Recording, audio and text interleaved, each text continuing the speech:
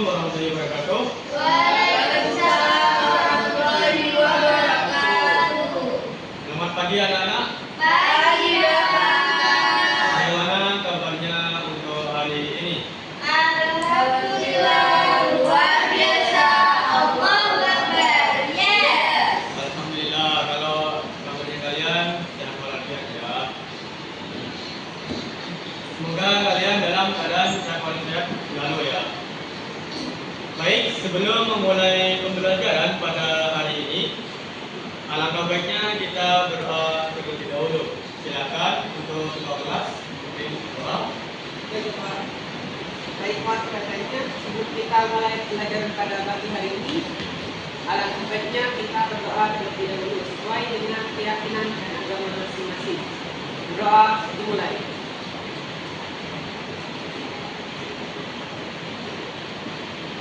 Selesai. Baik, terima kasih Mas Rizky. Baik, terima kasih Mas Rizky sudah memberi doanya.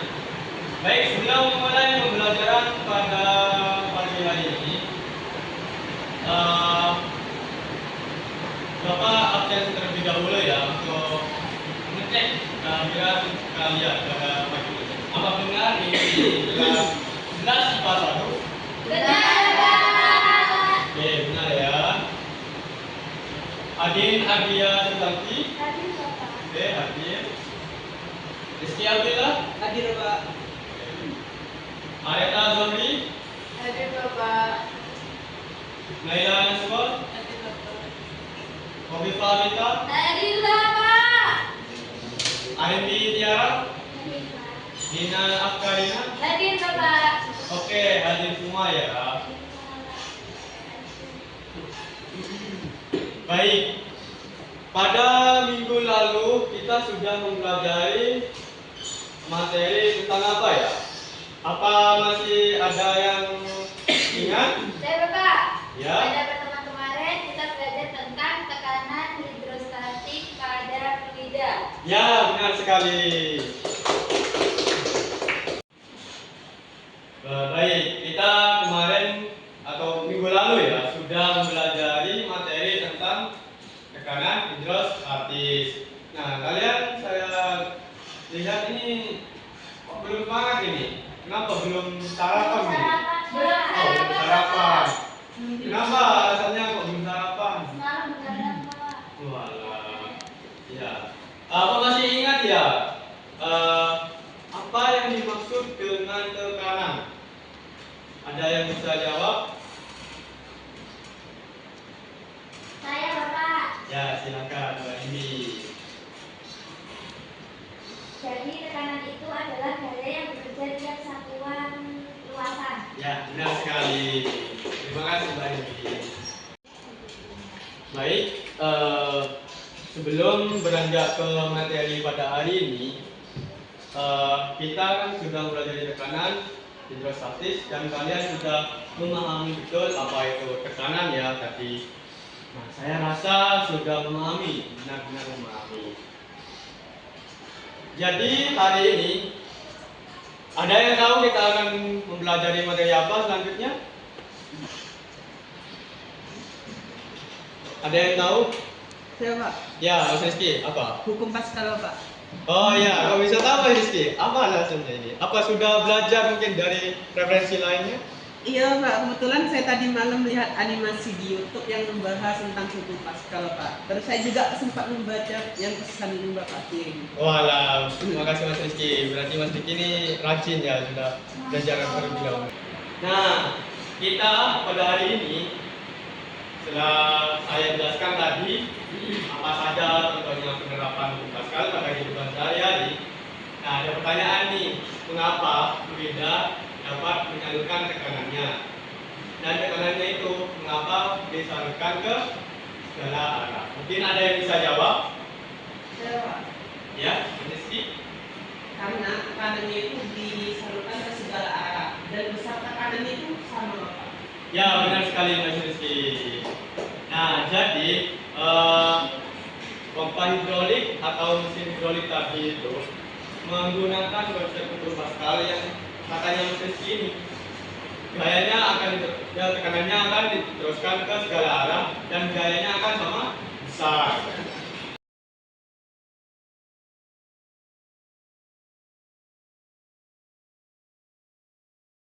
Selanjutnya yaitu ada mengidentifikasi masalah melalui gambar video. Nah, ini tujuan dari pembelajaran hari ini. Saya sudah tulis di papan tulis ya. Yang pertama yaitu ada mengidentifikasi masalah melalui gambar atau video. Yang kedua yaitu mengumpulkan dan mengolah data melalui simulasi dan LKPD. Yang ketiga ada menyimpulkan konsep hukum Pascal yang akan kita pelajari pada hari ini. Dan keempat yaitu mempresentasikan hasil diskusi kelompok kalian nantinya. Oke, hari ini kita akan mempelajari tentang hukum Pascal dan penerapan hukum Pascal itu. Nah, hukum Pascal ini banyak sekali diterapkannya dalam kehidupan sehari-hari.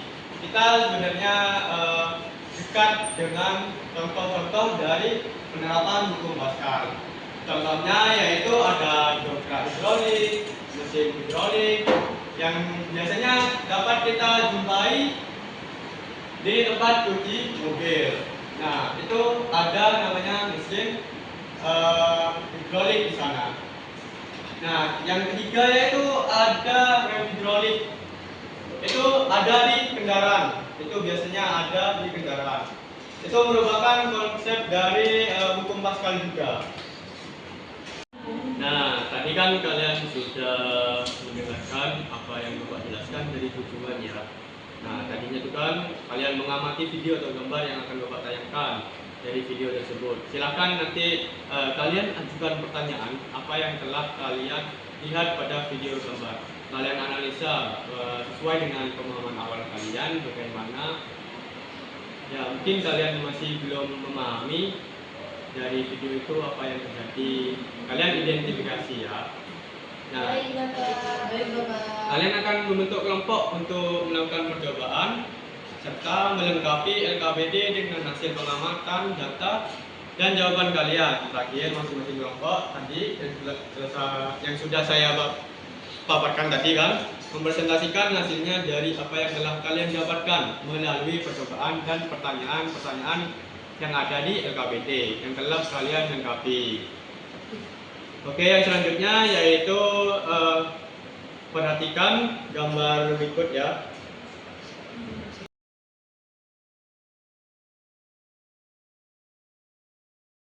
Perhatikan gambar berikut ya anak-anak. Silakan kalian lihat. Oke, ada yang belum dipahami bisa ditanyakan.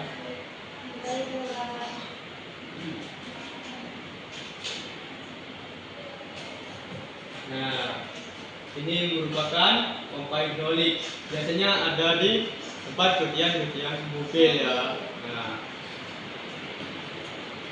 Nah, ini Mbak Reta tadi ya. Nah, ini kan orang ini mengasihkan gaya tekanan. Gaya tekan. Itu akan diteruskan ke segala arah. Tekan ke segala arah. Itu. Nah, bagaimana bisa dipahami? Bisa, Bapak. Oke. Nah, bagaimana anak-anak? Apa sudah bisa dipahami? Mungkin ada pertanyaan, silakan ditanyakan. Saya Bapak. Ya, silakan. Faktor apa yang dapat menyebabkan mobil yang besar tersebut dapat terangkat oleh tabung yang kecil? Nah, tadi kan sudah disebutkan juga dengan Mas Rizky dan saya juga menjelaskan ya. Nah, faktor yang dapat menyebabkan mobil besar tersebut dapat terangkat oleh tabung yang kecil. Tadi kan di video itu ada orang mengasihkan gaya ya, menekan pada hidrolik. Nah, ini nih tadi ya, maaf Bapak berikan gambarnya. Ya, baik. Tadi mobil besar itu bisa terangkat oleh tabung kecil karena kenapa tabung besar jauh lebih besar dari tabung kecil. Tekanan dari gaya kecil pada tabung kecil diteruskan ke tabung besar, hukum Pascal, sehingga menghasilkan gaya yang jauh lebih besar. Maka untuk mengangkat mobil. Itu anak-anak. Baik, Bapak.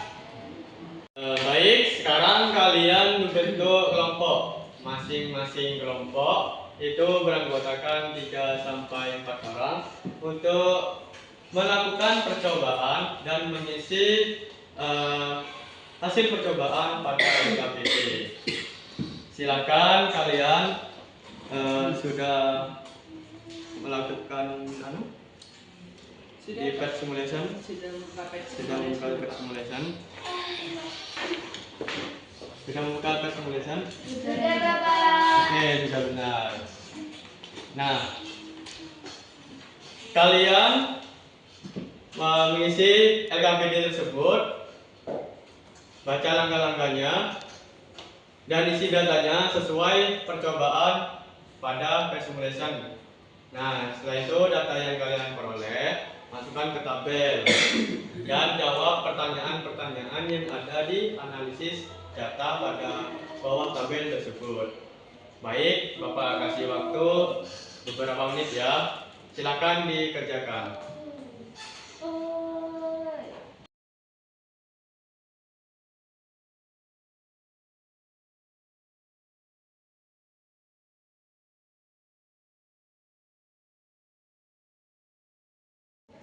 Baik, sesi percobaan pada kesempatan dan mengisi LKPD selesai ya. Ambil, oke. Terima kasih. Sudah? Sudah, Bapak. Oke. Baik, yang selanjutnya kalian presentasikan hasil kelompoknya ya. Bapak bacakan kelompoknya. Oh, kelompok 1, kelompoknya Mas Rizky. Silakan untuk kelompoknya Mas Rizky maju ke depan untuk perwakilan isinya ya. Baik, silakan Mas Rizky presentasikan.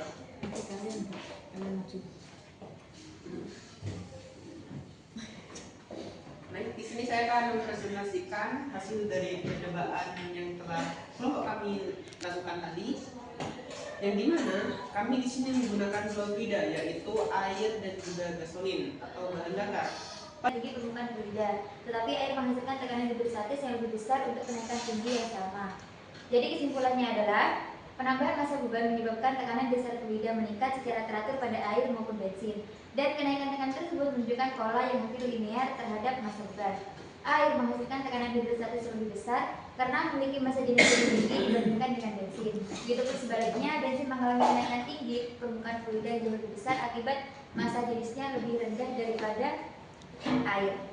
Baik, terima kasih Mbak Lina sudah menjelaskan. Terima kasih Bapak. Kelompoknya. Baik, saya akan memberikan penguatannya. Jadi tekanan yang diberikan pada fluida dalam ruang tertutup akan diteruskan ke segala arah dengan sama besar. Inilah inti dari hukum Pascal. Tadi saya nilai presentasi perwakilan dari kelompok. Masing-masing kelompoknya sudah mempresentasikan dengan baik. Jadi saya harap ilmu ini tidak hanya diingat pada hari ini aja, tapi juga ke depannya. Nah, jadi apa hubungan antara tekanan fluida dan penggunaan alat hidrolik? Hukum Pascal banyak digunakan dalam kehidupan seperti dorongan hidrolik, rem hidrolik, dan alat kompres. Nah, jadi kalian sudah tahu ya penerapan hukum Pascal dalam kehidupan sehari-hari. Baik, saya akan mereview materi sedikit ya. Nah, dasar teori hukum Pascal itu anak-anak itu berasal dari eksperimen yang dilakukan oleh Blaise Pascal. Nah, beliau melakukan percobaan tentang air dan menyatakan bahwa air keluar lebih deras dan lebih jauh lewat lubang pada wadah yang permukaan atasnya terbuka dibandingkan dengan wadah permukaan atas ditutup. Hal ini dikenal dengan prinsip Pascal. Hal ini disebabkan oleh tekanan air yang lebih besar pada wadah yang terbuka. Nah, ini bunyi dari hukum Pascal. Tekanan yang diberikan pada zat cair dalam ruang tertutup diteruskan ke segala arah dengan sama besarnya. Nah, untuk rumus tekanan kan sudah diketahui bahwasannya P sama dengan F per A. A itu adalah luas penampang dan P itu tekanan, F itu adalah gaya. Nah, upah hidrolik merupakan salah satu penerapan dari hukum Pascal. Jika pada penerapan dengan luas A1 diberi gaya dorong F1, maka akan dihasilkan tekanan P dengan dirumuskan sebagai pada PPT tersebut. Nah, gambarnya ini ya untuk memudahkan pemahaman tentang rumus Pascal.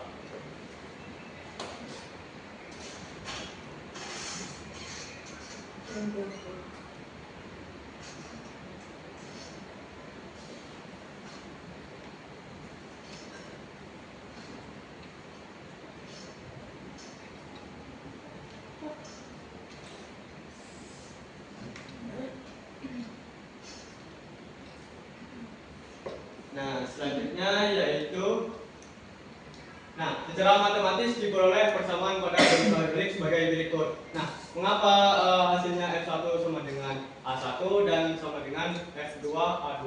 Nah, tadi kan sudah dijelaskan bahwasannya tekanan diteruskan ke segala arah. Nah, ini diteruskan. Pada luas penumpang A1 akan diteruskan ke luas penumpang A2. Jadi tekanannya itu P1 sama dengan P2. Nah, tadi kan sudah diketahui P itu sama dengan F per A.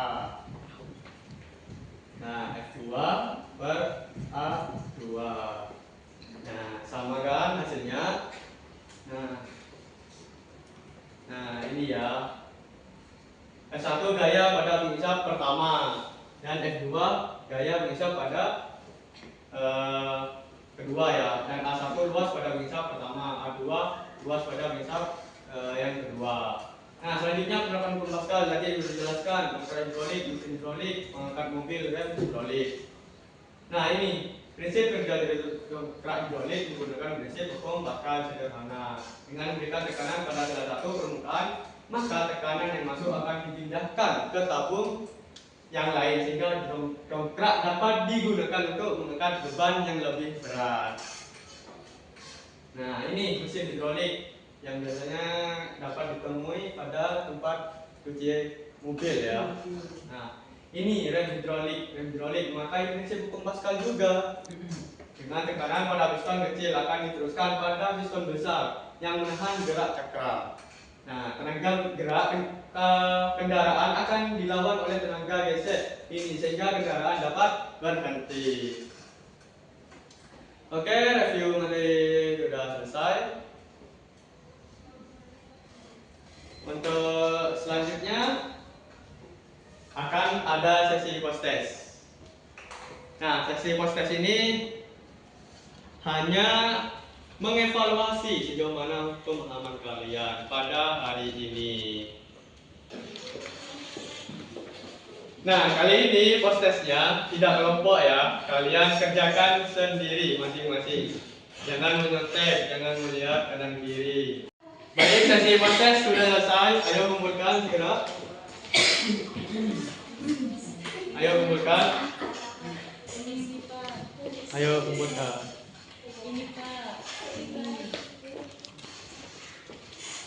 Oke, terima kasih sudah mengisi post test. Semoga nilainya baik ya. Nanti akan saya masukkan ke tambahan nilai.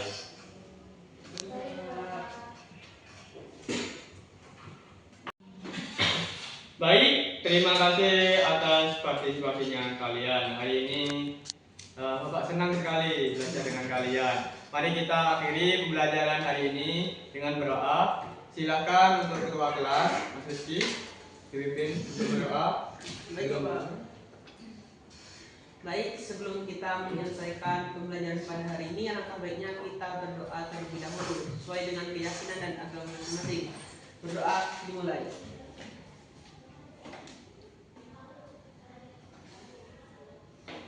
Selesai.